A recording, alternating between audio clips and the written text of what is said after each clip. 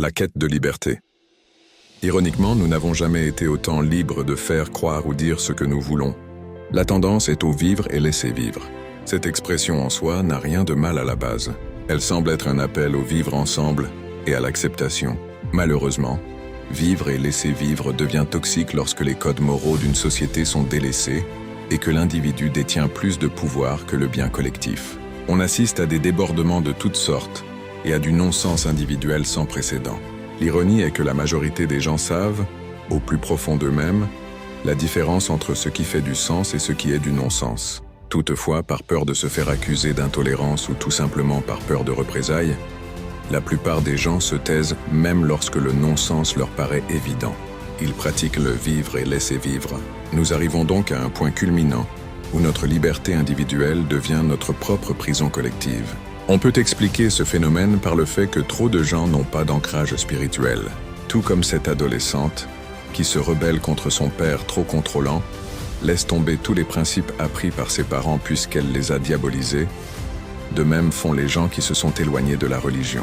Ceux-ci ont rejeté tout ce que leur a appris la religion, y compris ce qui est moralement positif, puisqu'ils ont rendu la religion coupable de leur malheur. Ils sont comme une feuille morte qui s'égare au gré du vent. Ils sont donc à la recherche de sens et essaient de le trouver dans toutes sortes de plaisirs qui les amènent obligatoirement à la déception, puisqu'aucun plaisir extérieur à soi ne peut combler ce vide intérieur. Que ce soit le sexe, la drogue, l'argent ou quoi que ce soit le moyen, aucun n'est assez puissant pour qu'il puisse combler le manque d'amour de soi. Seulement par la spiritualité, la voie intérieure, la voie immortelle, peut-on accéder à ce qui est assez puissant, éternel et inconditionnel pour combler ce manque d'amour. Verdict, nous faisons face à une crise. Cette crise est le reflet d'un monde sans ancrage et discipline spirituelle. Ce qui autrefois était assuré par la religion est maintenant inexistant chez trop de gens. Nous sommes en manque d'amour. Ceci dit, l'amour que nous recherchons, on ne peut le retrouver ni dans le sexe, ni dans la bouffe, ni dans l'argent ou peu importe le divertissement.